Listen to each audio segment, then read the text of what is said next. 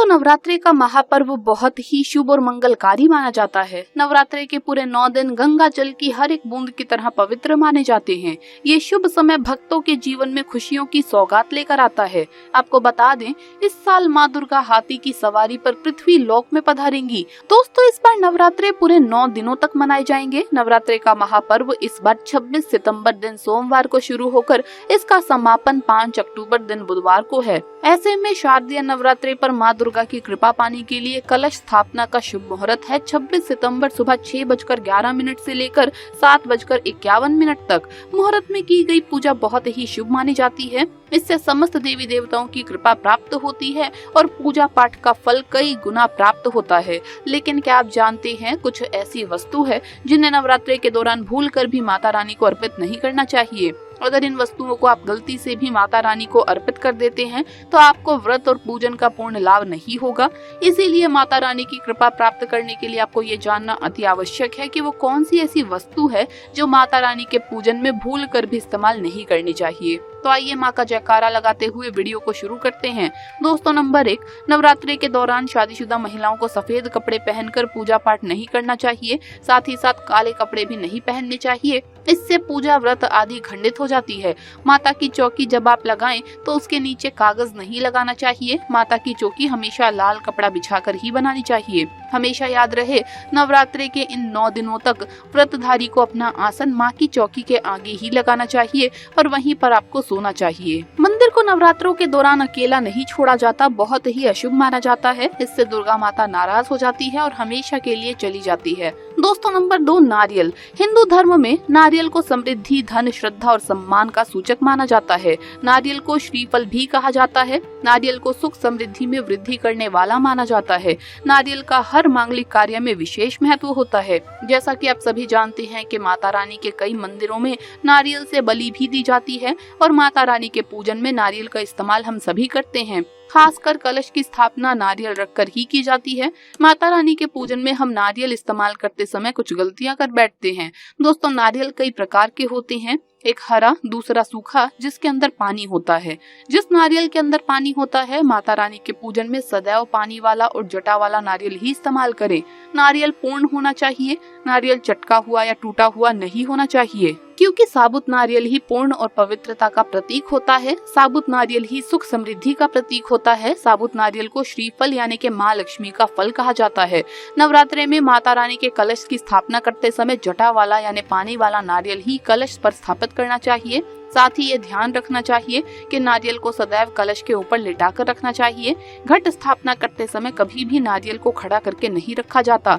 नारियल को सदैव लिटाकर कलश के ऊपर रखा जाता है। साथ ही नारियल को स्थापित करने से पहले आप नारियल को लाल कपड़े में लपेटकर उस पर लाल चुनरी ओढ़ाकर नारियल को कलश के ऊपर स्थापित करें।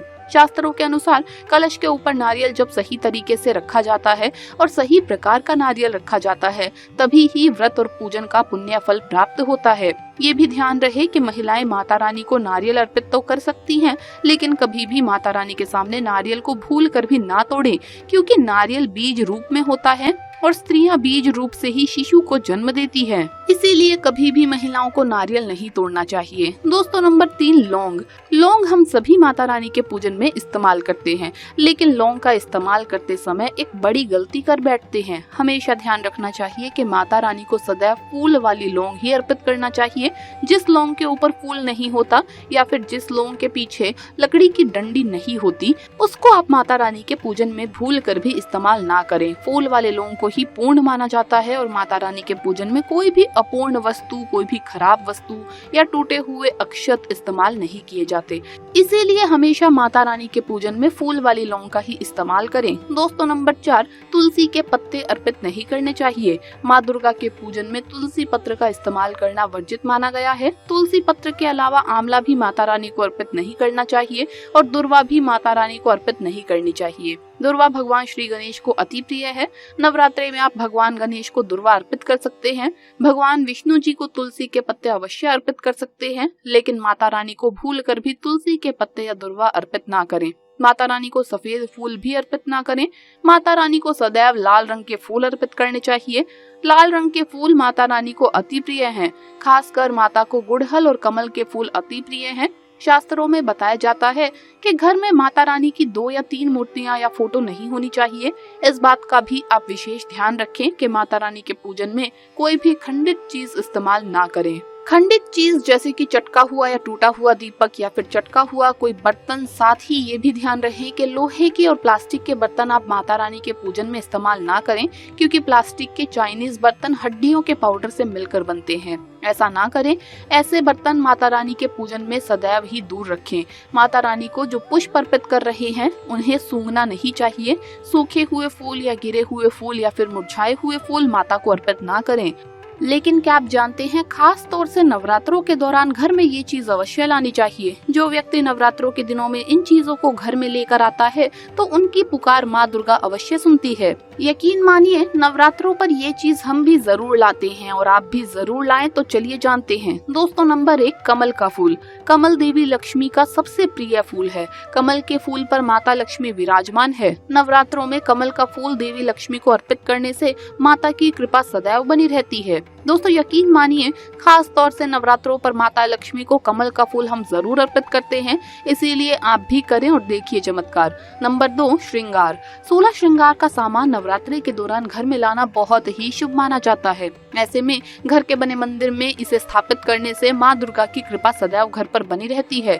शास्त्रों में प्रावधान है कि नवरात्रों के दिनों में श्रृंगार का सामान मंदिर में होना बहुत ही आवश्यक है। ऐसा करने से माँ दुर्गा की कृपा सदैव घर पर बनी रहती है। दोस्तों, नंबर 3, सोने या चांदी के सिक्के जरूर रखें। शास्त्रों के अनुसार सोने चांदी से बनी किसी भी धातु को खास तौर से नवरात्रों के 9 दिनों तक मंदिर में रखने से बहुत ही शुभ माना जाता है। नवरात्रों के दिनों में चांदी और सोना घर में लाने से इसका फल कई गुना बढ़ जाता है। इसीलिए चांदी या सोना माता के पास अवश्य रखें। माता बहुत प्रसन्न होती है। दोस्तों, नंबर 4, शंख व गंगा जल। धर्म शास्त्रों के अनुसार नवरात्रों के अवसर पर शंख घर में जरूर लेकर आएं। माना जाता है जिस घर के मंदिर में शंख नहीं रखा होता तो वहां पर देवी देवता कभी वास नहीं करते। शंख का बड़ा ही महत्व है। नियमित शंख को बजाने पर कई गुना सकारात्मक ऊर्जा प्राप्त होती है, जो कीटाणुओं व नकारात्मकता को नष्ट करती है। धन की देवी माँ लक्ष्मी अति प्रसन्न होती है। वही धर्म शास्त्रों के अनुसार जिस घर के मंदिर में गंगा जल नहीं होता तो वो घर अपवित्र माना जाता है। गंगा जल मंदिर में अवश्य रखा होना चाहिए और बात जब नवरात्रों की हो तो गंगा जल जरूर ही होना चाहिए। दोस्तों, नंबर 5, मोरपंख। नवरात्रि में माँ सरस्वती का प्रिय मोरपंख घर लाकर मंदिर में रखने से कई सारे फायदे हैं। खास तौर से नवरात्रों के दिनों में मंदिर में मोरपंख जरूर रखें। ऐसा करने से माँ दुर्गा बहुत प्रसन्न होती हैं। दोस्तों, यकीन मानिए, नवरात्रों के 9 दिनों तक माता रानी के पास मोरपंख हम जरूर रखते हैं। मोरपंख आप कितने भी रख सकते हैं। तो दोस्तों, आपको ये वीडियो कैसा लगा हमें कमेंट्स में जरूर बताएं। इस वीडियो को लाइक करें, अपने दोस्तों के साथ शेयर करें और हमें सब्सक्राइब करना ना भूलें। जल्द मुलाकात होगी अगली वीडियो में। जय माता दी दोस्तों।